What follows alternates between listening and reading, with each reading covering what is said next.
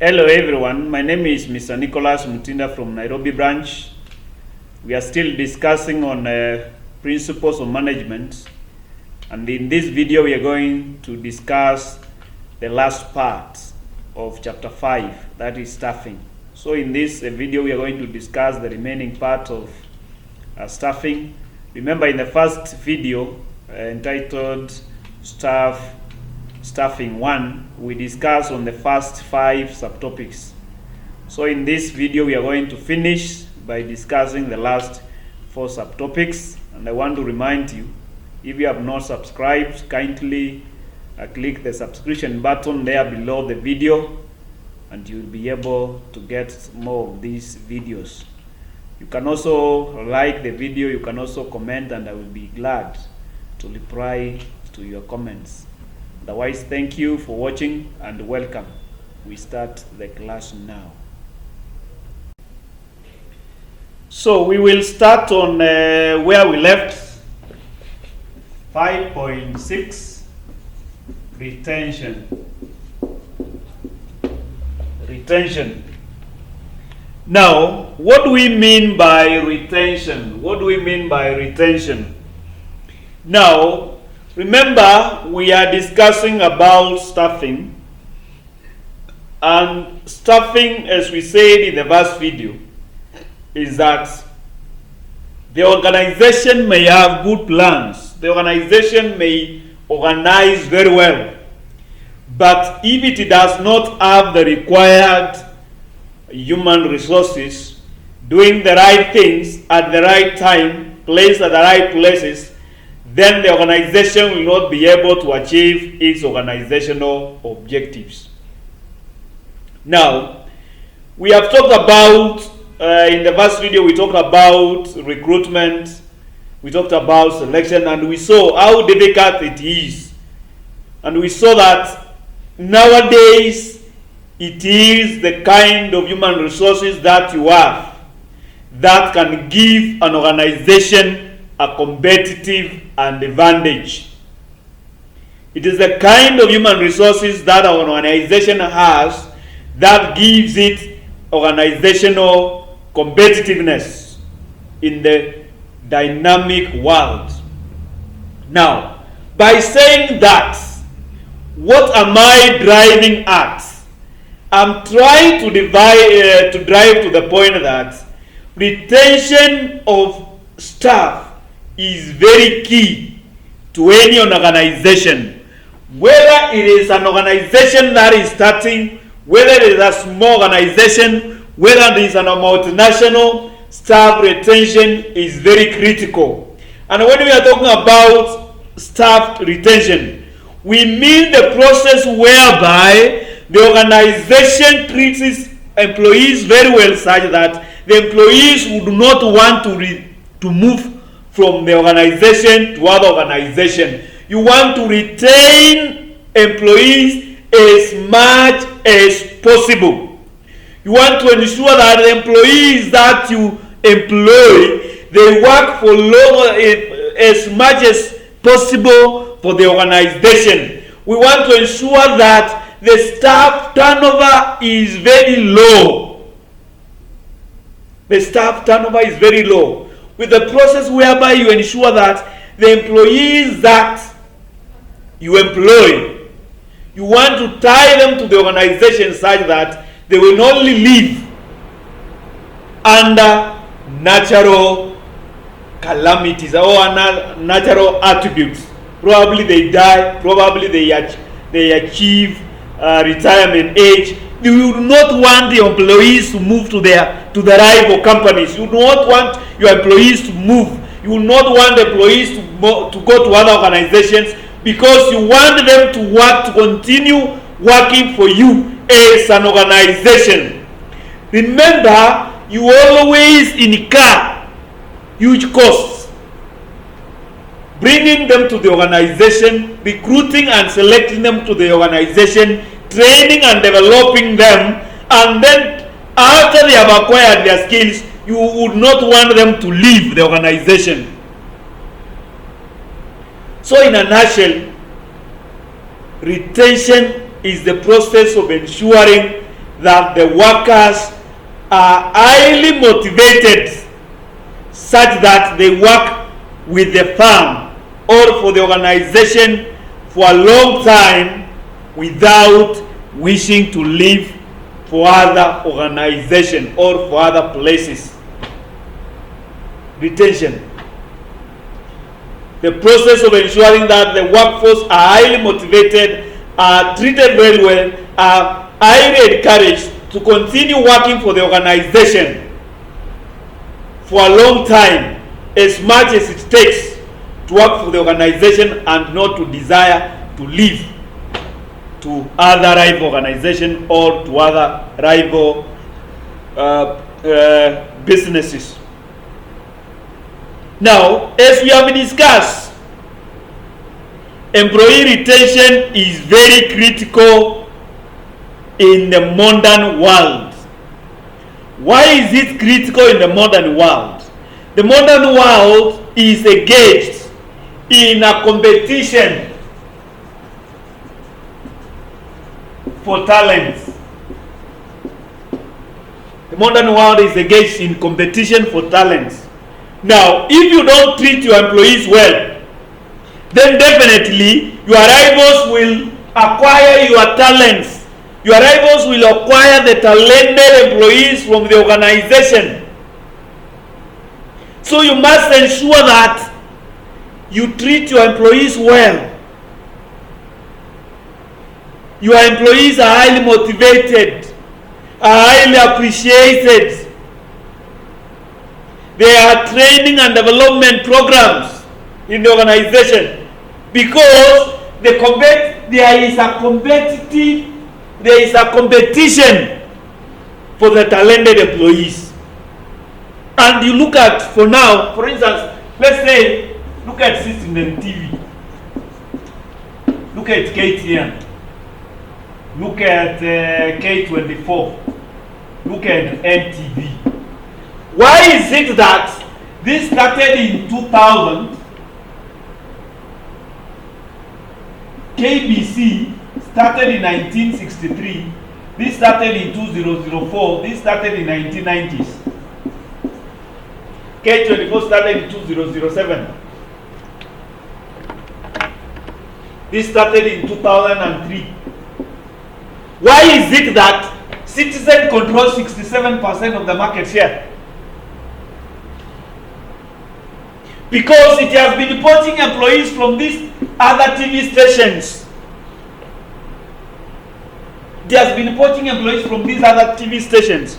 So you find that if those organizations, these other TV stations, do not have adequate, do not have effective retention strategies of their employees, and you find that the employees are moving from this TV station to Citizen TV. And that's why you find now Citizen TV has a market share of 67%. Because it has been able to acquire talented anchors, news anchors. It has been able to acquire talented employees. It has been able to acquire talented journalists from these other TV stations. So that retention is very key.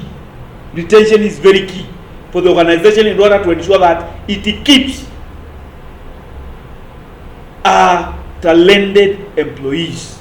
It keeps employees to work to continue working for the organization as much as possible. As much as possible. Now,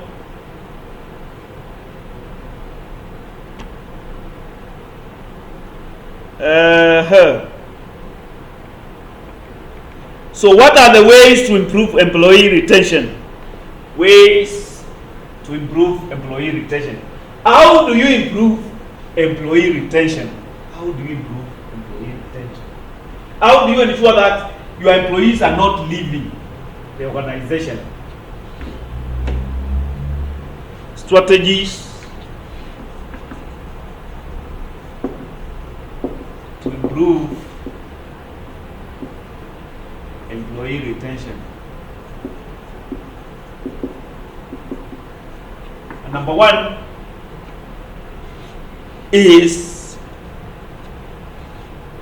training and development opportunities. You need to have training and development opportunities for your employees.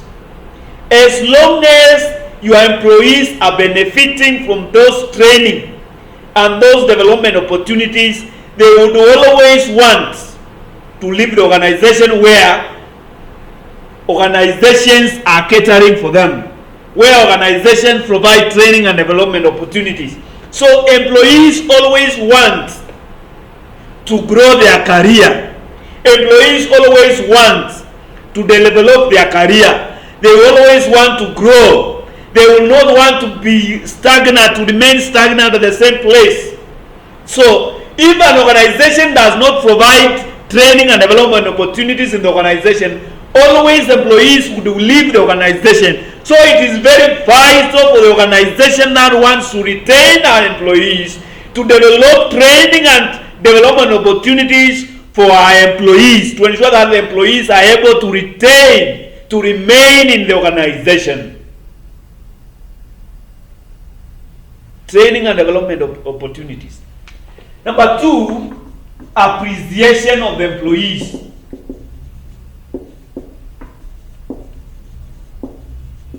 How do you appreciate your employees? How do you appreciate your employees? Do you appreciate them adequately? You are working in an organization, employees are working in the organization, and the target of the organization was to achieve 600 million profit per year. And then you go ahead and you achieve 1.1 billion profit per month. Why not the organization probably say, we aimed at achieving 600 million. We have acquired 1.1 billion. This was acquired through the efforts of the employees. Probably the organization takes 200 million and then the employees divide the 300 million as bonus. As bonus. You appreciate them. Do you appreciate when employees come up with new innovations, new ways of doing things? Are you appreciating them?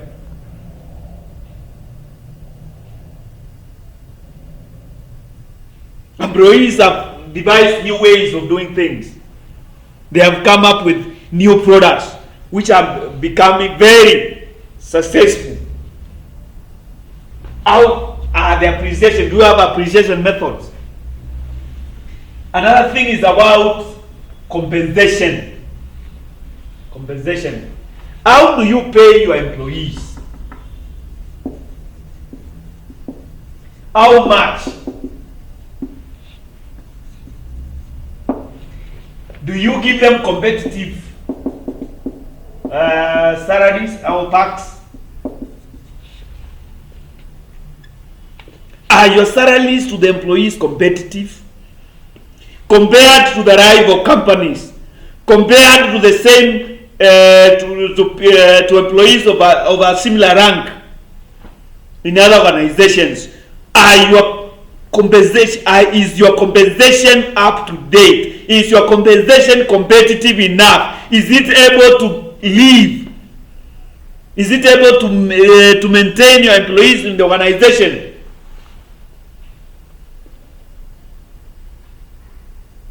Because it is a very key. It's one of the ways to ensure that employees are paid, remain in the organization.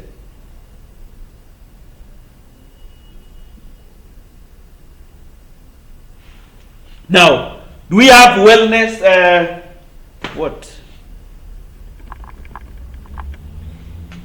Communication and feedback.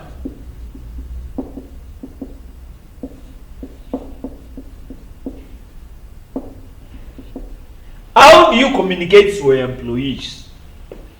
How do you communicate to employees? When an employee goes against probably the guidelines of the organization, when an employee, there are new ways of doing things, how do you communicate with your employees? Remember, we are talking about ways, strategies to improve employee retention.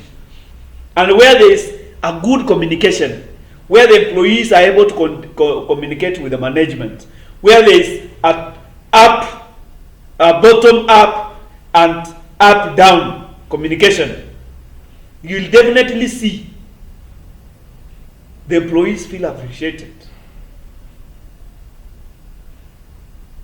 How is your communication? How is your communication? How are performance reviews?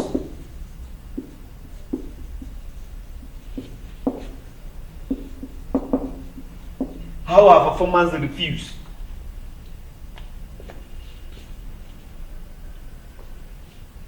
Employees, yes, they work, they are expected to achieve some targets, but how do you view the targets? How do you review performance?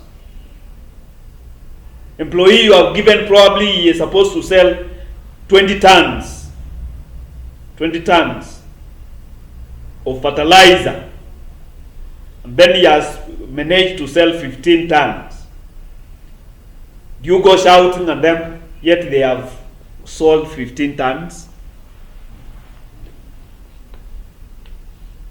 How do you review performance?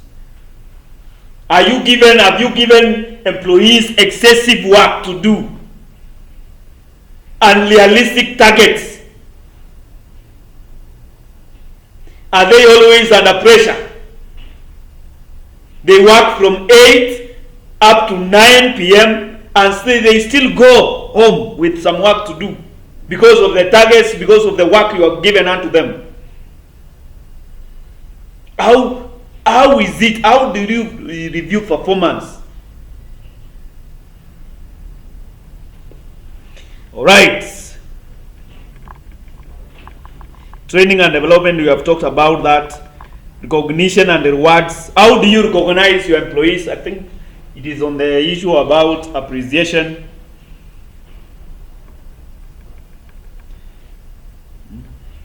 Is there a teamwork in the organization? Is there a teamwork in the organization?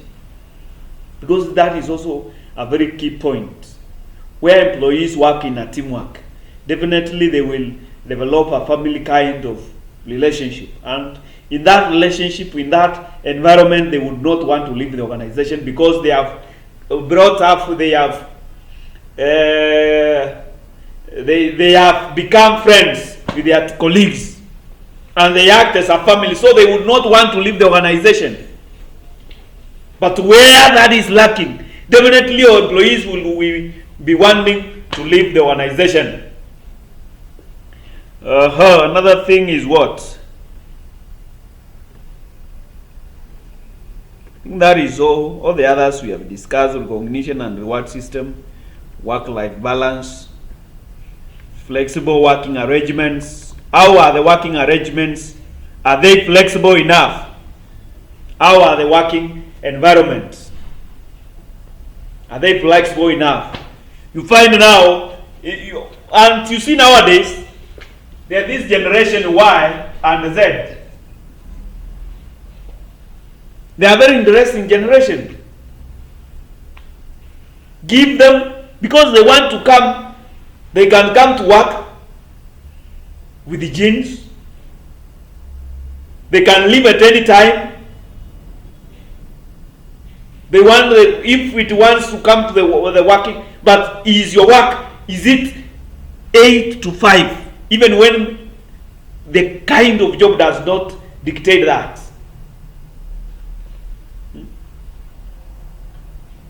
Anyway, that is all about retention. So we can look at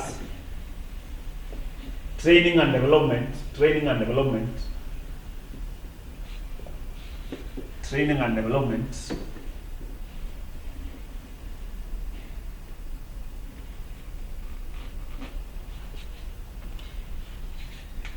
It is 5.7.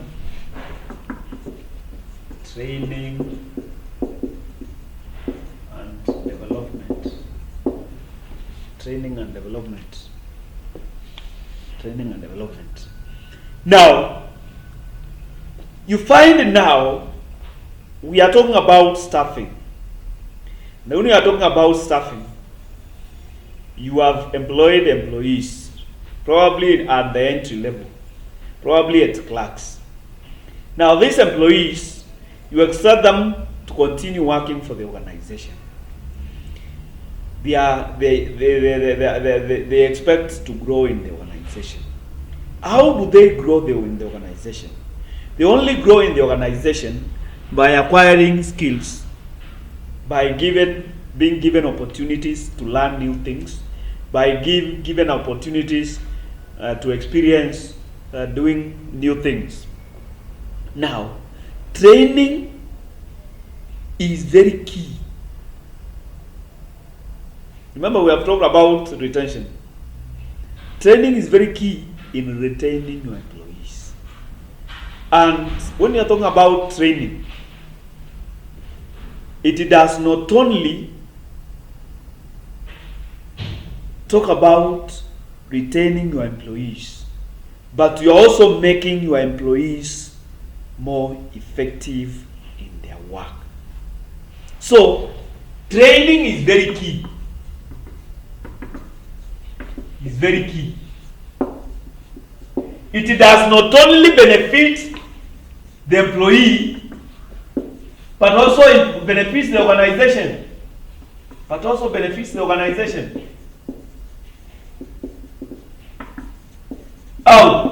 If I'm doing a web hosting job, my duty is to host webs. If my duty is to appraise and approve loans, now, the moment I go for training, I will learn more better on how to appraise loans and approve. Now, I'm appraising loans and approving loans on behalf of the organization. So I joined the organization and I have been approving loans, and you find now 20% of the loans that I approve, they are not paid because I was not efficient in analyzing the statements. Now, I go for a training on how to appraise and approve loans. Now, when I go for a training, I become more effective and more efficient in analyzing statements, in analyzing loans, applications, and appraising and approving loans. So you find that my efficiency has been effective because my default rate of the loans was 20%. So because I've gone for training, I've improved my skills. So my default for the loans I've been approving has decreased to 5%. So you find, as a result of this, the default rate for the company loans has decreased from 20% to 5%.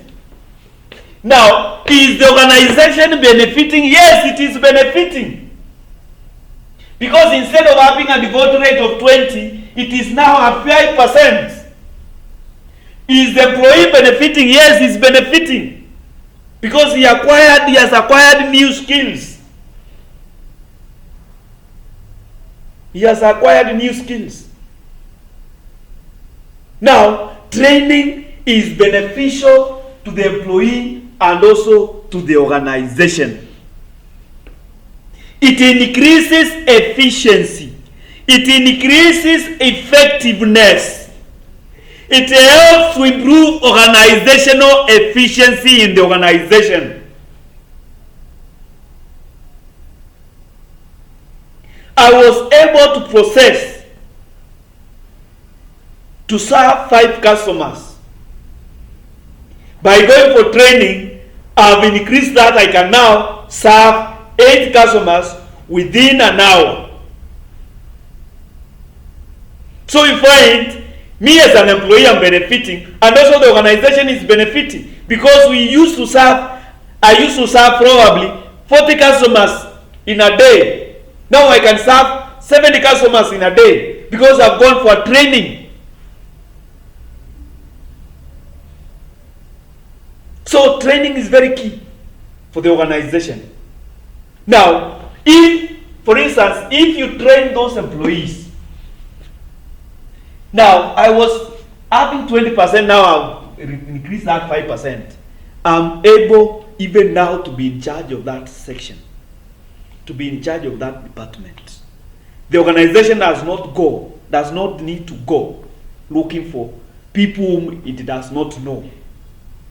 If a vacancy arises on the head of loans approvals, because I've gone for training, I've increased my effectiveness, I've increased my efficiency, I've learned more skills, I'm more experienced now, I can head that section. And you find now, succession planning becomes what? More clear. Remember, you're talking about staffing.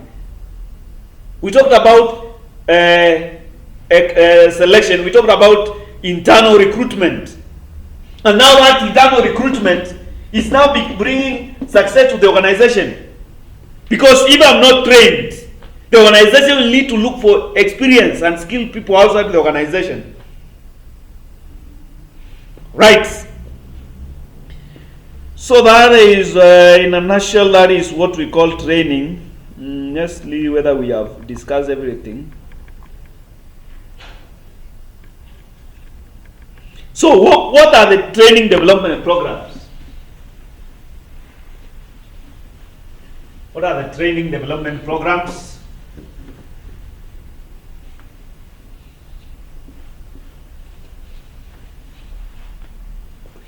Training development programs may be on the job or off the job.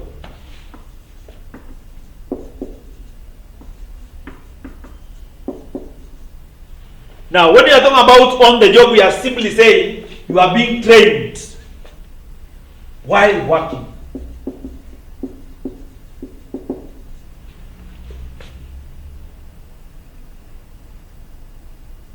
Off the job is whereby you leave the job and then you go for workshops. You upgrade your skills through seminars. You go for further training, further studies.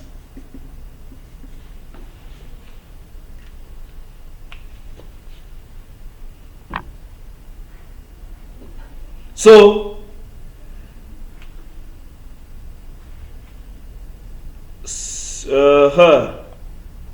live demos, internship, that is on the job. Rotation of jobs. You are working as a teller, so you are transferred from a teller to a customer care service. Rotation of jobs, and you are being trained. You are now being trained on. You learn now to serve customers. You learn on how to open bank accounts. Another thing is about when you talk about training given to people in supervisory or managerial capacities. Lectures. You are lectured on how to make decisions. You are lectured on how to manage people. You are lectured on how to acquire some skills, management skills, some supervisory skills. You can also have group discussions. Managers come in a group and then they discuss, and then in that discussion an expert is placed there. So you are able to see, you are able to unlearn, you are able to discuss on how to make decisions, on how to manage people, on how to supervise people, on how to appraise people. There are great group discussions. Training may also be case studies.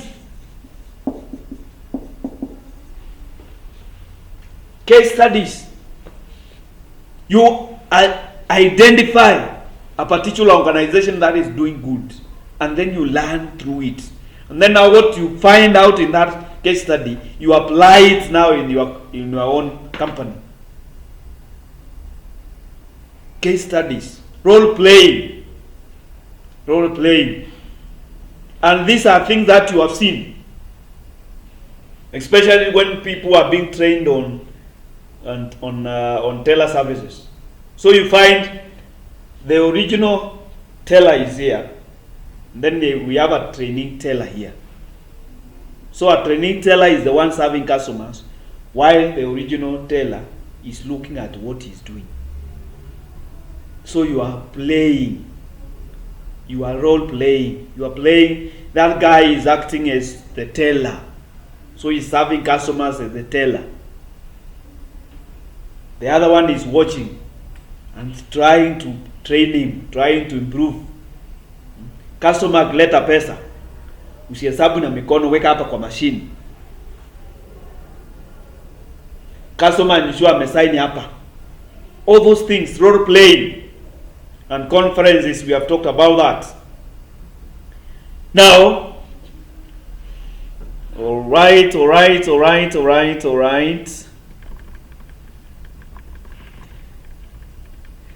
Other things, other training programs may include technical training. When it is a technical bit, probably when you are talking about production, machines, that's a technical training. You have acquired a new machine, or probably it's a machine, but employees are joining the organization. And you see now that because machines can be very costly, mistakes about machine can be very costly to the organization or even to human life. So you go for training, to be trained on technical aspects of the machines. Quality training. How do you ensure that the products that are being produced, the services that you are offering, are of high quality? Skills training, I think we have talked about that. Soft skills in the personal, in the soft skills about in the personal skills. And then team training on how to ensure that you're working as a team. Now, what is the importance of training? It offers optimum utilization of resources, human resources.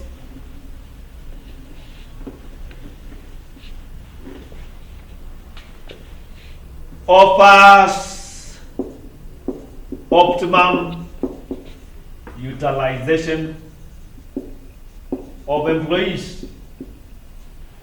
So by training them, we ensure that they are able to exploit their full potential. Embracing skills development.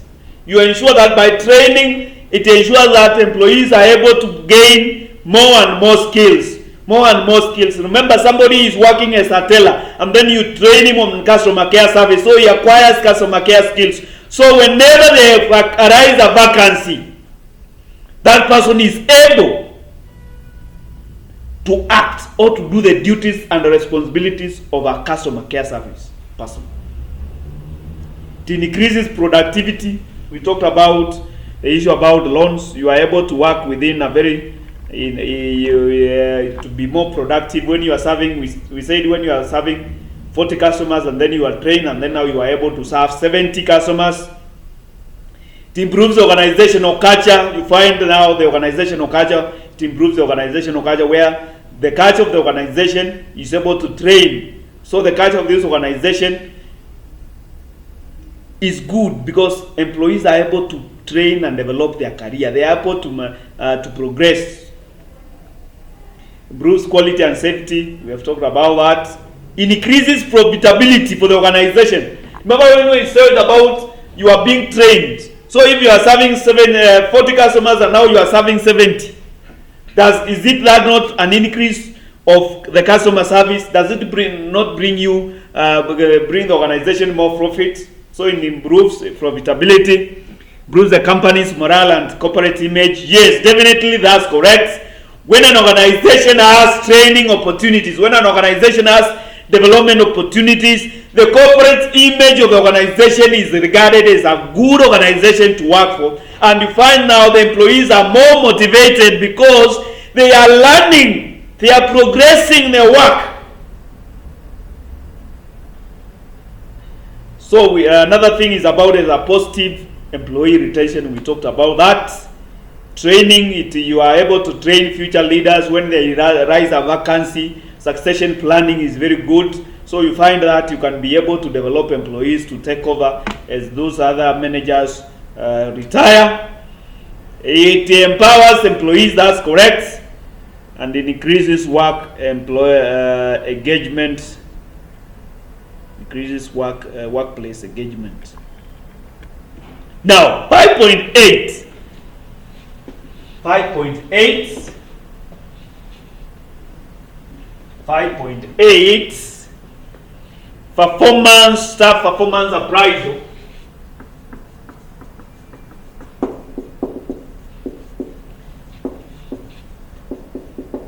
Appraisal 5.8 staff performance appraisal. So when we talk about staff performance appraisal, what do we mean? We simply mean that where the supervisor appraises the performance of his subordinates, where the manager appraises the performance of the employees in that certain department. You are trying to look what were the agreed targets, what have you achieved, why was this, why were you not able to meet the targets?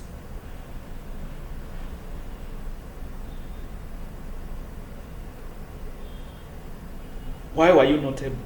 That is what we are simply talking about, staff performance appraisal. The process whereby an employee is evaluated on the performance, on his performance based on the agreed targets and key deliverables. The process whereby the employee, the process whereby the supervisor evaluates and looks and gets a feedback from his subordinates on the achievement, on their performance, on the achievement of the targets, of the goals. You evaluate what the employees have achieved. You get a feedback, why were they not able to achieve this? And then you get a feedback on what you think, what the employee thinks needs to be improved in order for them to be able to achieve that target. Performance appraisal. Evaluating the performance of employees. Looking at the ways, the things that made, the challenges that made employees not to achieve their targets. And improving the environment in order now for the employees to be able to achieve their targets in the coming period. If you are talking about a day, if you are talking about a week, if you are talking about a month or a year. Performance appraisal is a process often combining both written and oral elements whereby management evaluates and provides a feedback on employee job performance, including steps to improve all the direct activities as directed. That is basically what we talk about, staff performance appraisal. Now, if you go higher, you will see it is more related to what we call performance management. And when you talk about performance management, we are simply talking whereby the employees sit down with the subordinates, and then they agree on the targets, and then they provide a way out, and then at the end of it, they are able to appraise what the employees were able to achieve. So in a nutshell, employee performance is a process whereby the management evaluates and provides feedback on employee job performance, including steps to improve all direct activities as needed. We have talked about that. We've talked about that. Appraisals are important to serve as they improve their performance. All right. Now, what are the objectives of staff performance appraisal? What are the objectives of staff performance appraisal? Align the objectives of the individual with those of the business. So, why do we need to do staff appraisal? Number one is to ensure that the employee is focused on the organizational objectives. Ensure focus on the organizational objectives.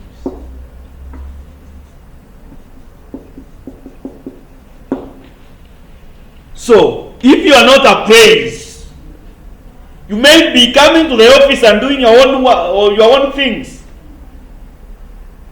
You may be working, yes, but you are working towards probably the wrong direction. So we need to align the objectives of the individual with those of the business.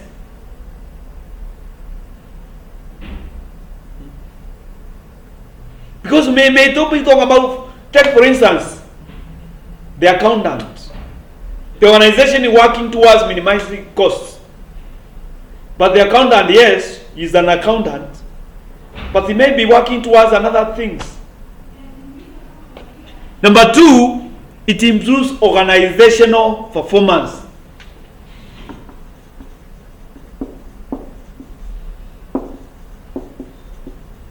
You see, by employees achieving their targets, by employees achieving their goals, by employees working perfectly, efficiently, and effectively, then they are working for the organization. And if all the employees are able to achieve their targets, if all employees are able to work perfectly, if all employees are able to work effectively, if all employees are able to work efficiently, then the organizational efficiency, the organizational performance will always increase.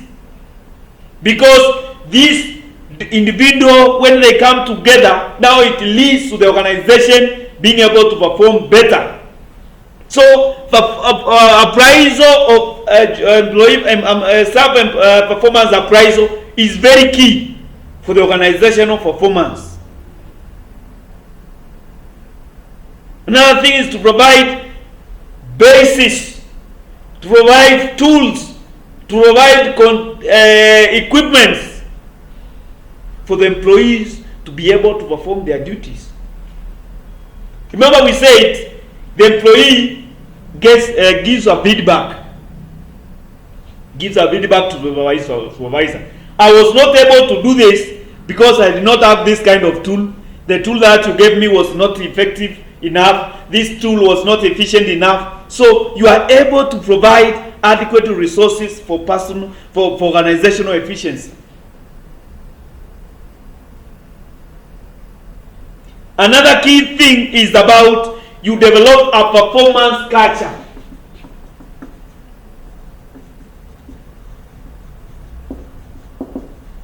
You develop a performance culture whereby it is the culture of the organization to work towards achieving a common objective.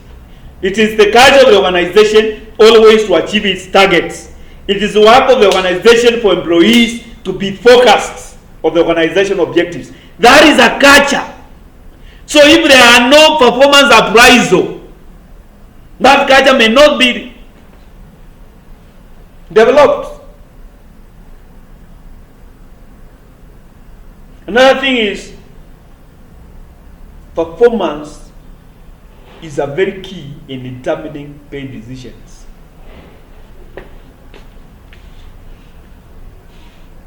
Inform pay decisions. Whom do we pay more? What was your contribution to the organizational efficiency?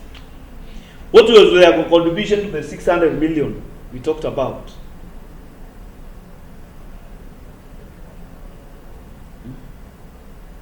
What was your contribution? that. Another thing is to proactively manage resources. You are able to distribute the resources efficiently. And then another key is empowering, motivating, and rewarding employees to do their best. Remember, when you appraise employees, and those who are working perfectly, those who are doing better, are able to be rewarded, definitely the employees will be motivated. The other employees will be motivated. Another thing is to maximize potential of the employees. You as an organization, you have acquired the best talents in the organization. But are the employees exploiting their full potential for the benefit of the organization? You can only do that by appraising performance. By appraising performance. So by appraising performance, you are able to ensure that employees exploit their full potential for the benefit of the organization.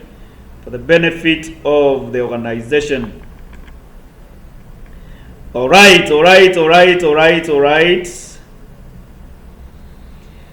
Guideline.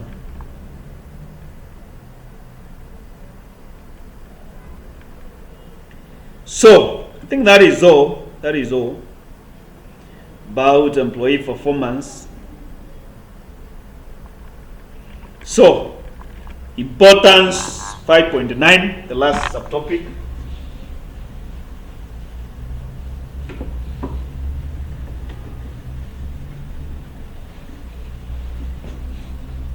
What is the importance of human resource planning?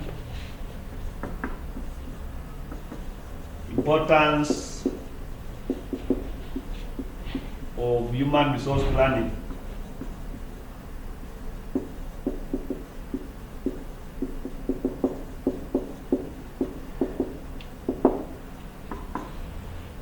Why do we do human resource planning? And what is human resource planning? Human resource planning, remember we are talking about staffing. We are talking about how do we ensure that the employees, the organization has the required number of employees and kind of employees at all times, doing the right thing at the right time. So, human resource planning is whereby the human resource department or the human resource manager looks at the organization in the current period and is able to estimate the required quantity and quality of employees depending on the strategy of the organization. What will be the required number of employees in 5 years' time? What will be the supply of those employees if we place an advert in those 5 years period? Will we be able to get the required number of kind of employees we require for the organization to achieve its organization objectives? And then now you start working towards that. In short, we call demand forecasting and supply forecasting.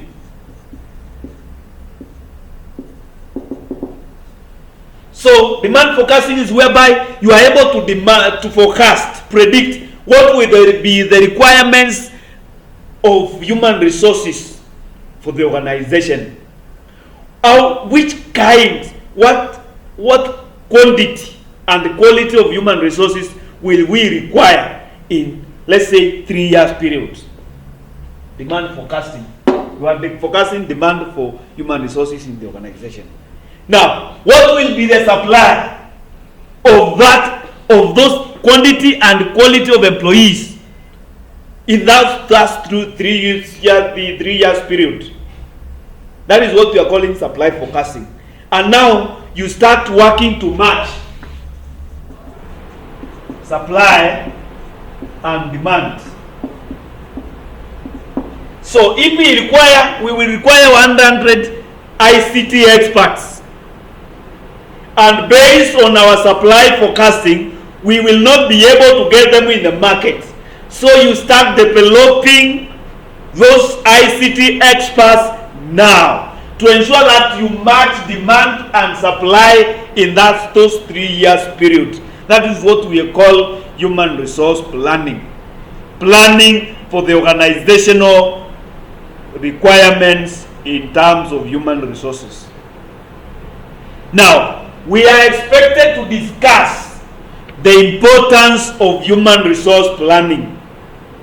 We are required to discuss the importance of human resource planning. And one of them is to ensure that there is adequate quantity and quality of employees for the organization at all times. Adequate quantity and quality of employees at all times.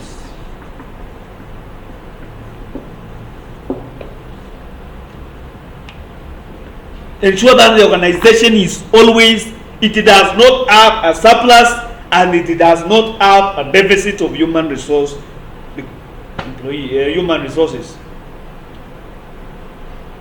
Number 2, efficient utilization of human resources.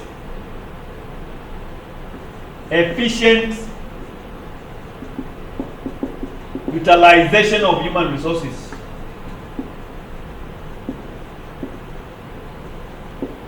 So when you do planning, you look at how many employees does Department of Marketing has? How many employees does purchasing and supplies has? How many employees does production and supplies have?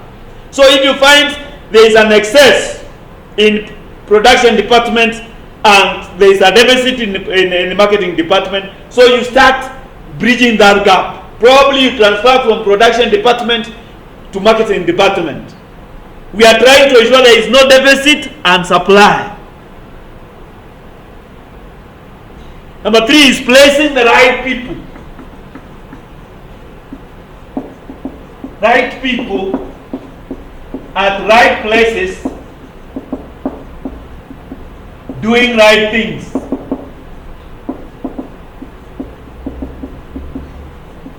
This is another objective. You may find when you are doing, because we definitely will do, you also do that through job analysis. You find that here there is an accountant, and the accountant is working in the marketing department. He's doing marketing services. He's doing sales and marketing. Yet he's an accountant. He's an accomplished accountant. That can only be achieved through human resource planning.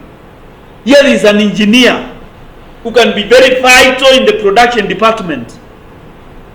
But for years, he has been working in the account department. Right. The next one.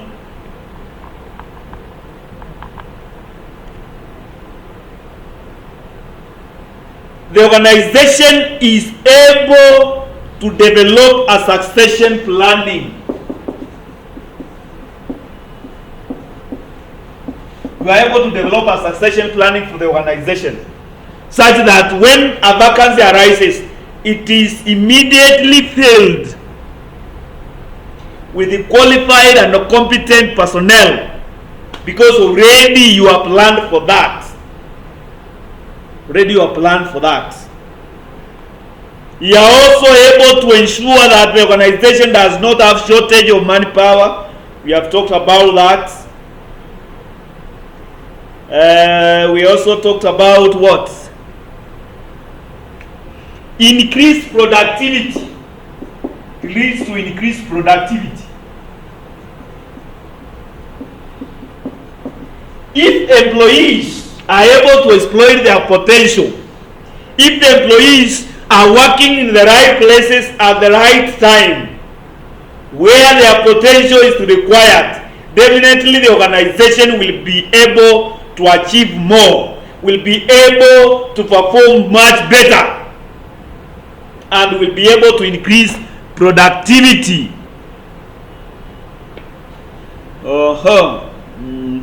I think that is all. That is all about the importance of human resource planning. The importance of human resource planning. That marks the end of chapter 5. That marks the end of staffing. So I want to remind you, if you have not subscribed, kindly click the subscription button there below the video and you'll be able to get the other videos. Remember, this is part 2. This is staffing 2. So if you have not watched part 1, kindly look for it. It is there in the YouTube. Just type staffing 1 by Nicholas Mutinda and you will be able to get it. Otherwise, thank you. Subscribe, like the video, comment, and I will be glad to reply your comments. Thank you for watching. Bye. Thank you very much for watching.